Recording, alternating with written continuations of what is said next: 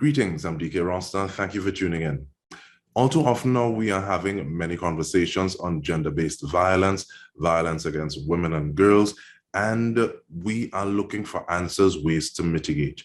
Well, we are joined by recording artist and advocate Tanya Stephens about a project that is going to be unveiled on the 20th of this month, a collaboration with herself, Tanya Stephens, Cedella Marley, and Diana King.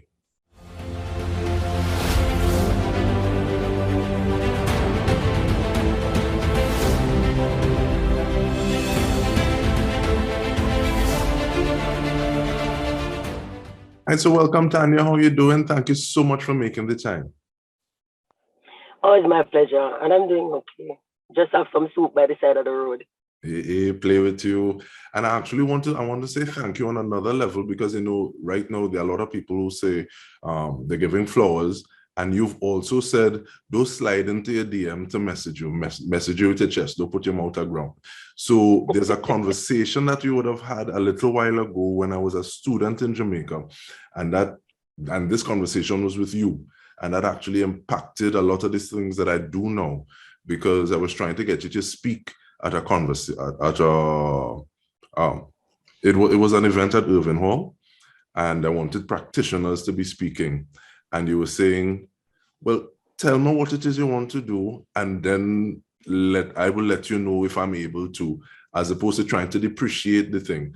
But by we say, well, we can't give you what you're worth, and these kind of things. So even that ethos and that energy is something that I thank you for you sharing it with me. And easy lessons make for telling them, well, to teach. So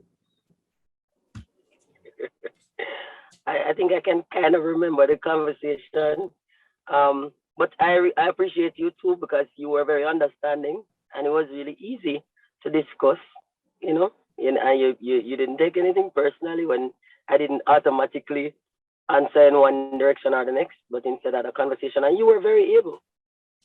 Yeah, we give thanks for that, because it's all about learning and growth. Huh? But one of the things that I see with you is that I want to ask, what's the inspiration for challenging the status quo, the system, in the way that you have always seemed to do? Where does that inspiration come from for you? Well, I can't even, honestly, I can't say where. It's just life. I mean, I feel like the kind of life that I want to live and the environment that I want to live in, it is my responsibility to myself to create it. Instead of me waiting for other people to do it, I do what I can to create it. So it's not even something that I think about as activism. It's just life. I don't think about it like me being any special or doing anything special. It's just life. And what about the person who said, well, possibly that's because of the ratio male recording artists to females at the time that you would have really come out and bust? Because I think it was just Lady Saw who was kind of prominent at the time. Yeah, back in the day, there were much less females, but as you can see, we've done our best to change that. The business is looking more beautiful now, and it's sounding smarter. Hey, the guys can always defend this any way they want. I don't care. But women are having a good time, and I'm very happy about that. And the way that you just said that the man they could respond to that, they could defend that any way they want. It leads me to ask you, what do you describe as freedom of speech? Well, freedom of speech for me is the free expression of self, like whatever it is that you think or feel, being able to say that. And I don't think it should have any limitations placed on it. If you say something, we can hash that out in conversation. If you say something incorrect, you can be corrected in conversation. I don't think freedom of speech, the way it truly is in existence anymore, because now we think freedom of speech means you're free to say things the way we have decided you should be able to. Freedom of speech just means that freedom of speech. And it seems as well that you allow that freedom so that they can have someone who has a different view to you. and they're free to share it. It's always good to have it with a level of respect, but at the same time, not because we're good, I need to share the same viewpoint as you all the time. And you allow that kind of platform where you just said you can have that conversation, you can thrash it out. Yes. I really love people who have opposing views because that's the way I learn. If nobody ever opposed something you thought, you would be left with the same thoughts you started with at the beginning of your life. Just think about it. Somebody has to actually oppose you for you to learn something new. Whatever it was you thought that was correct, you have to be opposed to learn the correct version. And the conversations that I get involved in, I've been told though that I don't allow people to disagree, and I can't see it. I don't allow people to be disrespectful, but I love when people disagree. So much from people, and especially during the last maybe decade or so, I've been exposed to social media people. I have learned topics I didn't think there was anything else for me to learn about. I learned so much more than I knew before.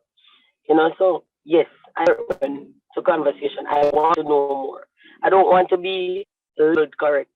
I want to learn the correct version so I can be right.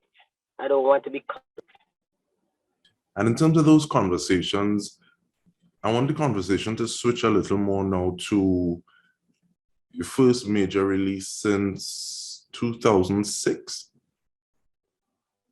Yeah, this is my first major album I've put out. Them were free, and the other one was just me drop something to not have so much empty space. Career. But this is my first major release with the records, and the first, which is called Diamonds in the Sun, featuring and Cedella Marley, and is available this Friday. And then we're talking about violence, gender-based violence, violence against women and girls.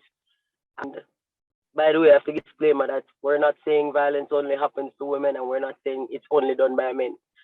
We understand that women too are perpetrators of sexual violence, but the overwhelming majority of incidents are male and female. And we really want rid of it, regardless of who is the perpetrator.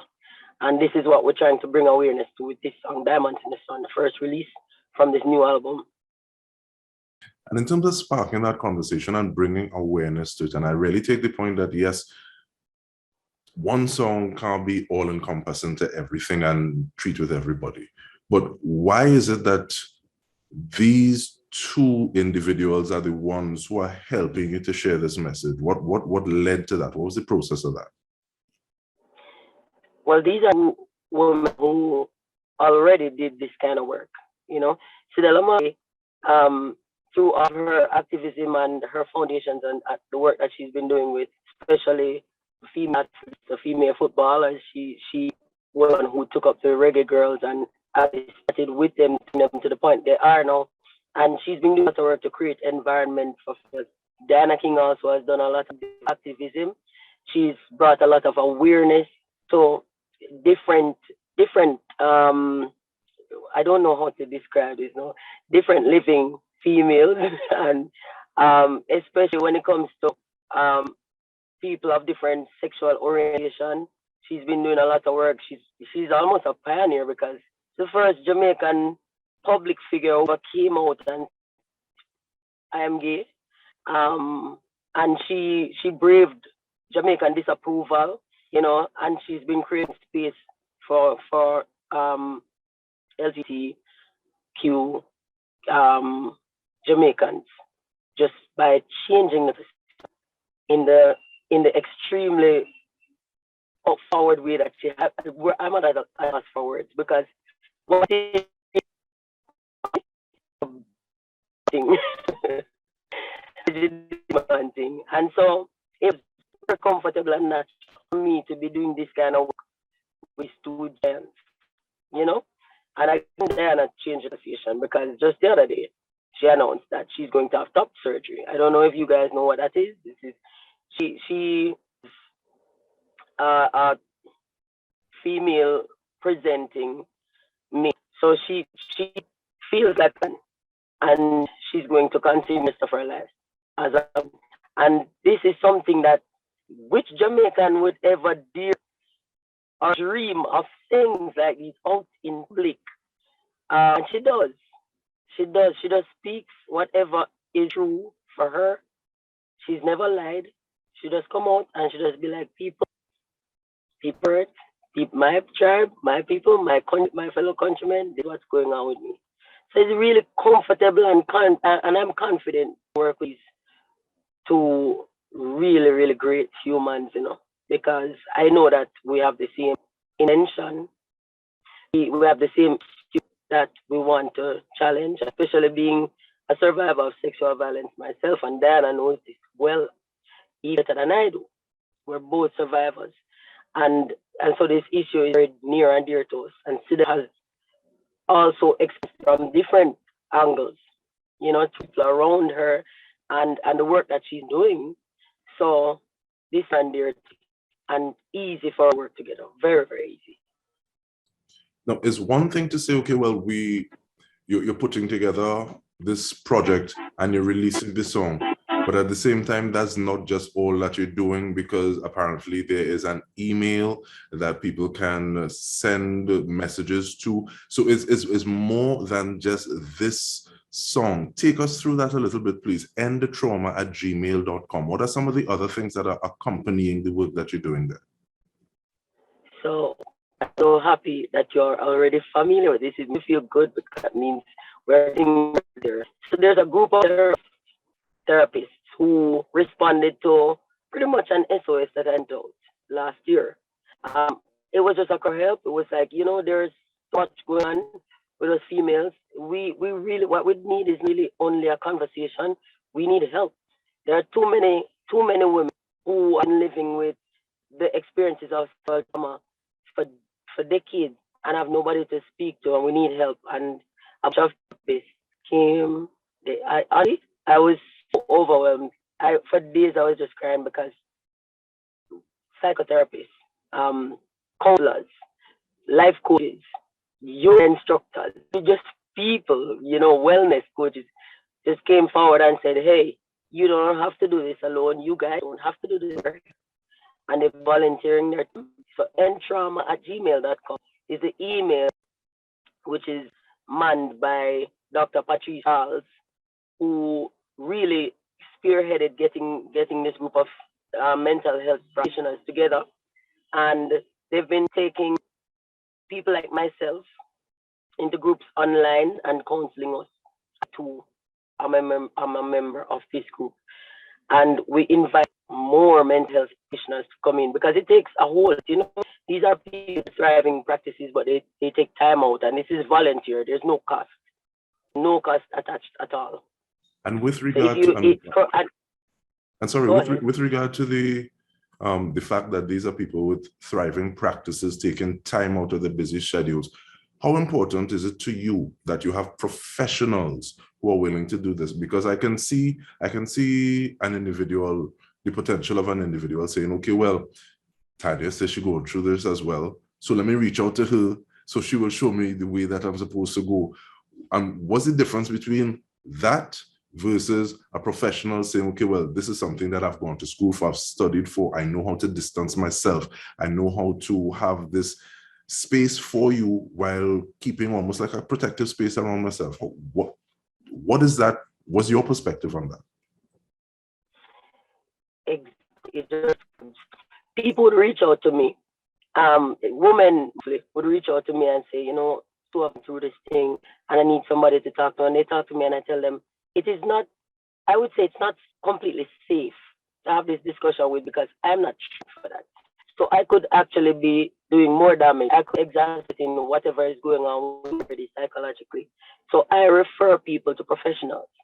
And the fact that he's trained and highly experienced professionals have come forward and given me a space, because I pick up all the groups who have been doing this work before, but overwhelmed and underfunded. There's not enough of them to go around. We have us who need them, and they're underfunded. So having these ladies come forward and say, hey, we got you. It has given me a professional for me to refer them to. If somebody needs more help than they can give in the capacity that they serve, then they refer. But to have to speak to begin this journey, we have that group of people, and that really means that it's very important, because when I was in the position of someone else who will reach out to me, I had nothing, nobody. I had nobody at all. And it's a hard conversation to have when you come from a hostile environment, hostile in the form of our victim blaming, hostile as far as the environment that we've created to nurture the perpetrators of sexual violence. We nurture them in our conversations every day, in the way we defend Bill Cosby, in the way we defend R. Kelly. We don't know them, but we know the daughter inside of the house who has gone through this, but she's hearing a conversation, and you're traumatizing her without even knowing. We have created such a hostile environment for our people that right now, having a professional body of trained mental health teachers to refer people to and to say, this is a safe space. You can come here and speak. When you have nobody else around you who is accommodating of this condition, here are some people. It really is important. And yet still in this hostile environment, Tanya, you're able to have a project that shows such beauty coming through the ugly. And it's not just as though it's something like retribution. Listening to this song, I hear ideas of restorative justice, healing, self-resilience, and just looking at the fact that there's so many other possibilities and that are coming out of that song. How are you able to do that? Is it work that you've done on yourself, building reps? Is it time, distance from events? Is it being able to treat with the hostile environment? How do you do that? Well, over time, it comes naturally, because this is the environment that I was born and raised in. So I grew up with it, even in negative ways, that it was there for every step of the way. So it's something that I'm used to. So I don't really feel intimidated by the environment. And I would once you start talking, it becomes easier. Every time it's easier, and first step, and I know it's easy for me. Just music has given me a really good platform. It would be the fullest potential. So use, even if it feels a bit first, I don't barrel into it. The community, honey, it sounds like a hard question to have, but people they come forward and they say, we got you. So we do this together. I know we're breaking up a little bit, but we're still understanding you, so we're giving thanks for that. And I've heard you say, you just said it's a hard conversation to have, but you are willing to have this conversation. And what are the next steps in terms of sparking the conversation? There's the endthetrauma@gmail.com that we'll speak about again, and just looking and seeing what next in the conversation. What do you want to see? What will make you think, okay, well, yeah, the work is happening and I'm giving thanks and I'm seeing success? Well, first and foremost, I have to make it clear that I didn't start this conversation. I am adding my voice to it, because many advocates who have been doing this work before me, they are few and far between in each country, but around our region, there are many, and they're unfunded. So the first step, I would say, wherever you are, you don't have to reach out to the Tanya Stephens affiliated in trauma. Wherever you are, find the local advocates, find the local people who are working to make me better. And your service to them, however you can.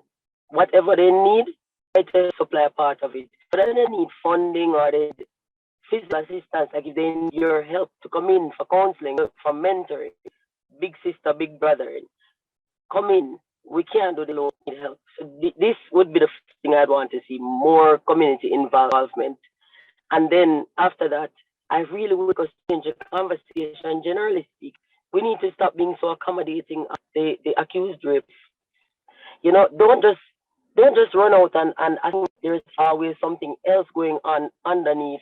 Like in the case of Bill Cosby, he was trying to buy a TV station, was to do this. It's everything except being a predator, which he admitted to in his documents. It no scripts and defended him. And when you defend somebody like him, you don't your niece, your nephew, your son, all these vulnerable people around you are here. You, Cuz doesn't hear you, but you're saying to me is that you do not support me. So I would love us to change the conversation to be more supportive of those immediately beside us. You know, change it. Let's running out with the defense of the accused. How about silence? Since I don't know, I'm not going to say he's guilty, but let's say not either. Because you pronouncing him innocent automatically discredits and silences his potential victim. So just not do that. We need that conversation. And then I'll be happier. In a time of social media where there's so many content creators, that just holding your tongue seems like it's something very hard. Someone might not have anything concrete to say, but let me just throw in a little thing here. Yeah, it's unfortunate. I am not those who